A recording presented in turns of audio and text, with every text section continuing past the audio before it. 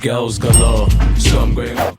Hi friends, welcome back to my channel. If you're new here, my name is Anita. I am a Pinterest educator and I create educational content to help you understand, navigate, and grow your business using Pinterest. And if you're not new here, welcome back. I have missed you guys. So today we're going to be talking about idea pins, which is Pinterest's fancy way of saying story pins. Okay, let us get into idea pins, what they are, why they matter, and how you can use them to grow your Pinterest and your business also. What are idea pins? According to Pinterest, they are multi-page canvas for your content, but in simple terms, they are multi-frame pins that can be engaged with. So you will notice that a lot recently Pinterest has been pushing both video pins and story pins, and I'm sure you're wondering why. And the reason behind that is because Pinterest wants users to spend a lot more time on the platform than they spend time off the platform.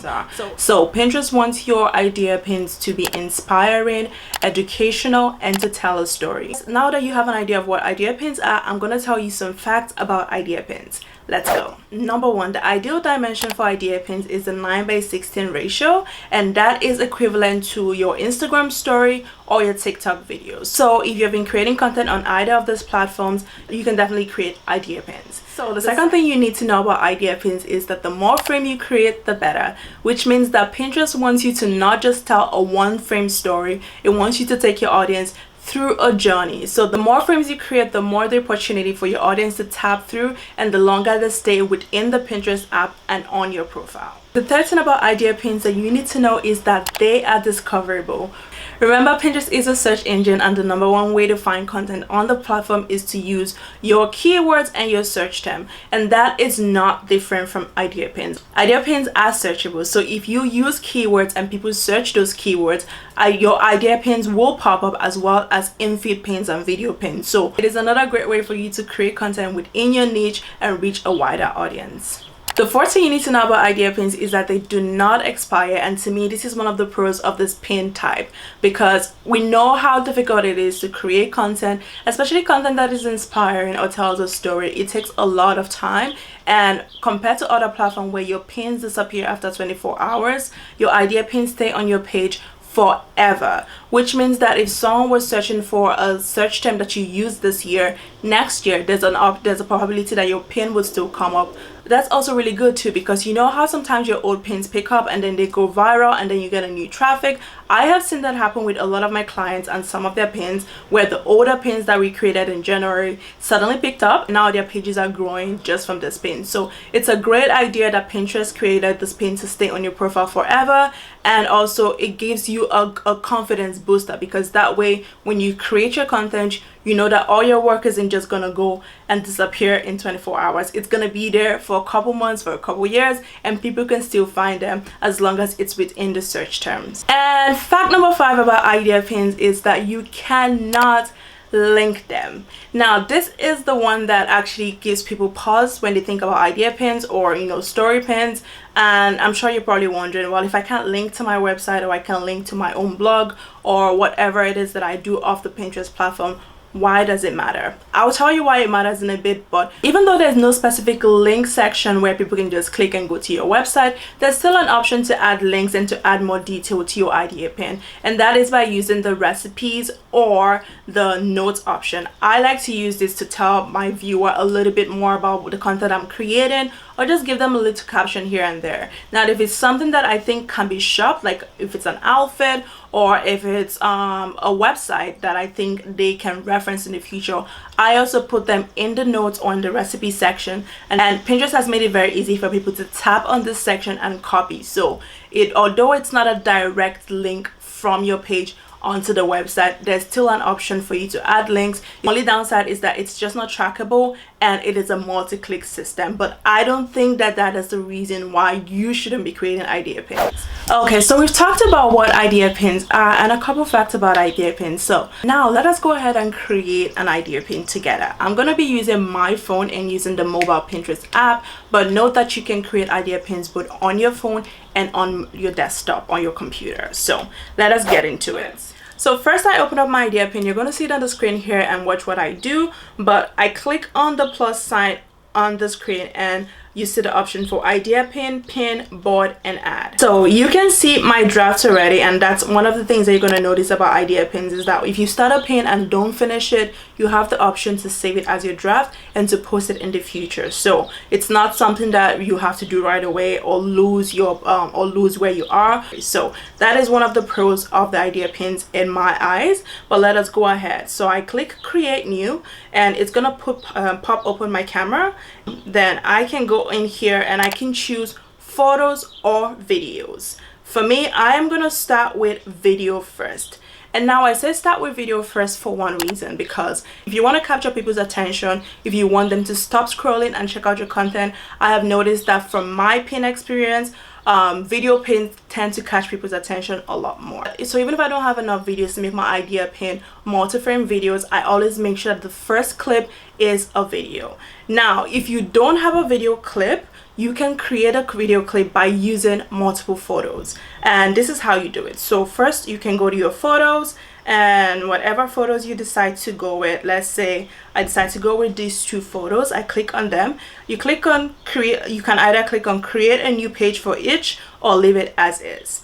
I will click on leave it as is, and when I go to the next page, you will notice that this now forms a video. And then I can adjust the duration of that video to make sure that it changes within a specific time frame, so people can see that it's more than one content happening at the same time and also capture their interest. So that's how you can create a video from your photo for your idea pin. So now we have our first page. We can go ahead and customize this page. Idea pins, I would say, gives you a lot of tools to work with in terms of customizing your pins and also making sure that they're eye-catching. The first thing I like to do is to choose my font. Because I've had access to story pins for a couple months, I know what I like my story pins to look like. But if you're just starting out, make sure you play with it and make sure that whatever you decide to go with goes with your overall Pinterest aesthetic, because when people go to your page, they will see your idea pins first before they can scroll and go down and see other pins that you've created on your page. Now, my two color fonts that I like to use a white and I like to use a red. And for my first font, I like to use the teaspoon font, and for my second font, I like to use the lagoon font. So this is just preference. This doesn't really matter. You can use whatever fonts work for you, but this is just me for my idea pin. So I go ahead and create how to create an idea pin. And I like that it gives you the option to highlight this text if you want to highlight it, and also you can change how the highlight is done, and you can also change the color of that highlight to suit your feed or whatever you're going for. So now we have how to create an idea pin. I like to do 2 layers because I've noticed from advertising that having 2 structured layers is a lot more eye-catching. So that is how I go ahead and do my second layer. And I would say Pinterest beginner tips. Remember that your idea pins are discoverable and they also rank with your search terms or keywords. So you want to make sure that whatever you're using for your idea pins also correlates with your search term or your keywords, so people can also notice and identify with it when it comes on their feeds. Okay, so now we have how to create an idea pin Pinterest beginner tips, and it is a video. So now when we're done with that, we can go ahead and click add a page to add more content that we want to create in there. So now we can go ahead and add whatever videos we want to add. I'm just gonna use a random video from my camera clip, and I'm going to go ahead and edit that as well. Notice that I'm not going to be posting this. This is just a trial run. It's just so you guys can have an idea of what it looks like. So here I can adjust the audio because it has a slight noisy audio. I'm going to go ahead and go on my audio page and turn down the original. And when I'm done doing that, I can add music within the app, or I can upload my content with music already. Now we have our sound. If you want to adjust where the music starts from, just drag the music till you get to the point. If it's a fast moving video, I like to drag it up to the point where the beat drops, which is here. So you can just drag it all the way there and done. Now you can go ahead and add more text to this page. Remember, the concept behind idea pins is to create a story or create a journey that people can actively follow. So if this was an actual pin that was going out, this page would have some text on it describing what I'm doing and also carrying my audience along. Especially if I have more than 2 to 3 frames, I need people to understand what is going on, and text on the screens and little images that bounce up and down tends to keep people's attention a lot more. So I would recommend you do that and add that to your pins in your different frames. So I can go let's see, first create a video. That could be my number 1 tip, and I can animate this text as well. So I can go in and create and click edit duration, and then I can move this to align to where I want it to show up. Now the way I've set that up is this is gonna just bounce up on the screen, but if I wanted to, you know, animate a certain way, say if I wanted to rise or expand, Pinterest gives you a couple options to animate your text. My favorite to use is the slide up. So now this is what that looks like.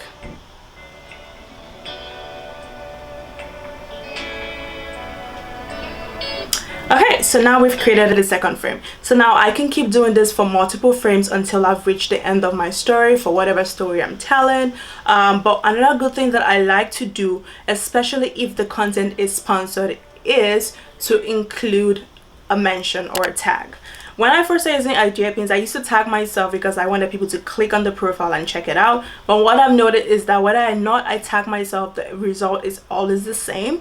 So the option to mention somebody or tag a person comes in handy when you're working with a brand for a campaign. You want to tag them, you know, so people know who you're actually working with. Or if you collaborate with another creator, this is an option for you to also give credit for them to be able to get that traffic from the pin, as well as for them to also send the traffic back to you. So to do that, you click on stickers and you see the option to tag someone or add mention. So I click that, and let's say I'm tagging my friend Sweet Like Oyi. Click on it. So now when I make this post, Sweet Like Oyi is gonna get a notification on her page that I tagged her, and then she can check out the content, and then you guys can bounce your traffic back and forth. So that is how you create the visual part of it. Now when you go on, you get to the next page to add the finishing touches, and this is where you want to be strategic with your keywords and your search terms. Here is how to create an idea pin. I know right now, because it just came out, a lot of people will be trying to find out what it is and how it works. That is actually a pretty good title, but I can go ahead and, you know, write a bit more and say how to grow your Pinterest, and that could be another search term that I know that people will be searching for, especially with how fast Pinterest is always changing. Now let us move on to the rest of this idea pin. Right underneath your title, you will see the option to add a list, and the options are ingredients, supplies, or notes. I typically go with notes because I think ingredients definitely work with food creators or creators that are DIYing or making things, but because a lot of my pins are a lot more educational or a lot more inspirational, I tend to use the notes because that way I can explain what I'm doing. So I can go on here and say, hi friends, today I'll be sharing my favorite idea pins. And then if I wanted to list a couple things, I can come down here and it would automatically give you bullets for you to write basically what equipment you need or what files you need, or basically anything that you can recommend for people to use. So this is where I can go ahead to say what you would need. Here is what you need. I would say a phone, good quality camera, access to internet. So remember, this is just a dummy pin. See, I'm just giving you guys a reference. Now this is also where I would include a link. Remember I mentioned earlier that although you can just click a link, but you can also include a link. So I could say to check out the equipment I use for this, visit AnitaAloys.com. Now anyone who wanted to check out wherever I got my equipment from, my supplies from, they can easily just check out anitaaloys.com because they have the option there. And then the next, we're going to go on to tag related topics. So tag related topics, it has replaced what we used to do with hashtags. In the past, you would hashtag your content so people can see what your content is related to, but now Pinterest has made it easier for you to do that without using hashtags, and also makes your pin and makes your content look a lot more cleaner because you don't have to keep writing up hashtags that do exist or don't exist. A good thing I like about this is that when you write the content that you're trying to put the information out for, it gives you suggestions. It's just giving you options that you can put your content under, and this part is very important because, like I told you guys in the other Pinterest video, Pinterest likes to group your content with content that it thinks it goes with, so you can present it to the right audience. So if someone is looking for your content and you put your content on that a tag that it applies to, they can find it easily. But if I say, okay, this content I'm going to put it under beauty, you know, I can put it on that beauty all I want, but because it's not beauty photography or it's not beauty salon or beauty pageant, it's going to be useless to the user who finds it. So making sure you're using the right topics is very important when you're tagging your idea pins, because like I said earlier, it is discoverable and you want your idea pins to be discoverable. Now also, Pinterest is going to give you 10 tags that you can use, because you can use your primary key term, or you can also use your associated key term. So that is, for example, if I was talking about fashion, I can use fashion, I can use style, I can use spring style, summer style. You know, key terms that surround what your content is about helps boost your content to the right person as well, so you want to keep that in mind. Now that I'm done, the last thing is selecting if you want to allow comments or not. I like to allow comments because at the end of the day, I want to see what people think about the content that I'm already creating, because it gives me an indication of if they're enjoying the content that I'm putting out or not.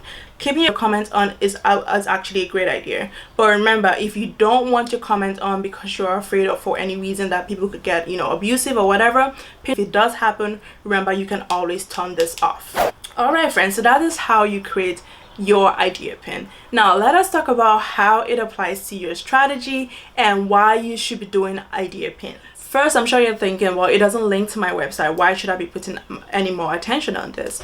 Even though idea pins, it doesn't link off the platform directly, idea pins open your content to a much wider audience than your in-feed pins will do. So your in-feed pins are your photo pins or your video pins, and that is because Pinterest is promoting this feature right now. Like every other social media platform or search engine platform, when something is new, the encouragement to use it also comes with the added benefit of extra reach or extra impression. And I've noticed from my personal account as well as accounts of my clients that idea pins perform up to 5 times better than my in-feed pins, and this brings my content in front of newer audiences that don't only follow but also interact with my older content. So even though they cannot click to it right away and you probably feel like the payout it's not 100% instant, it does give you the option to reach new people that you typically wouldn't have reached using your regular pin, and also it gives you the option to impress them and convert them from just a viewer to a subscriber on your page and on your Pinterest. Another benefit of the idea pin that we talked about earlier is that your pin does not expire, so there's always the potential for that pin to reach people at any time during the year, and your time isn't wasted. That means you actually use the content that you've created for your other platforms that you didn't get to post, and you can repurpose them and have that content available on your page for however long you want to keep it there. Another great thing about idea pins is that when they're known as story pins, they launch alongside the Pinterest Today page, which is a place where Pinterest features creators on Pinterest who are putting out ideas that they think people on the platform will enjoy. And a big part of the content on that Today page is story pins or idea pins. Creating idea pins gives you the opportunity to be featured on that page. All you have to do is make sure that your content is high quality, right dimension, has a clear message, whether it's educational, inspirational, it could be your cooking videos, your workout videos, or whatever it is that you can teach an audience on that people would appreciate. Pinterest is looking for content like that and will gladly feature it on their today page if it's in line with what Pinterest is trying to promote. Having that opportunity is really great, because when that pin gets on the today page, you get millions of people that will see your content, and also increases the chances that you're going to get a new audience that will come and check out your page and check out your platform off Pinterest as well. Another great thing about Idea Pin is that it gives you tracking. It gives you tracking not just from the 24 hours but for the whole lifetime of that pin. And the tracking is great because it doesn't only tell you the impressions, it also tells you how many people actually clicked on the pin. And I will talk about this in another video, but you know how pin clicks are now different from outbound clicks. It tells you how many people actually clicked on that pin and, you know, interacted with it, and how many people actually came across it. So that is one good way of knowing exactly what is bringing people to your audience. It's also another good way of knowing what people enjoy coming from you, because we have the reaction tab, and we also have the comment tab. Like I said, I keep my comments on to see what people want to see, to answer questions. It makes it easier for people to interact with my content if they can ask me questions and I can answer them right away. And I can just tell, the more reactions, the more likes and hearts that my content receives, the more I know that this is what people want to see from me, and I make sure that I deliver to them to that.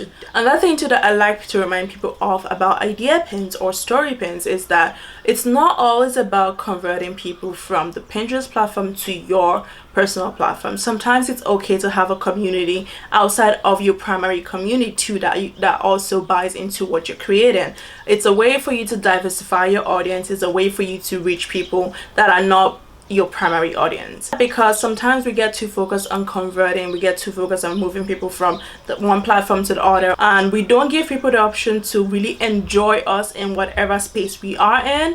I say that because the way the idea pins have been structured and the way they enable us to tell a story is very different from other platforms. It just gives you an opportunity to tell your story in a different way to a different audience, while also still having your core audience. So it doesn't mean that you can't still sell to those people you're trying to sell something. It doesn't mean that you can still, you know, create the content that you like to create. It just means that you have an extra platform for you to promote your ideas and promote your content, and I think that's a pretty amazing thing.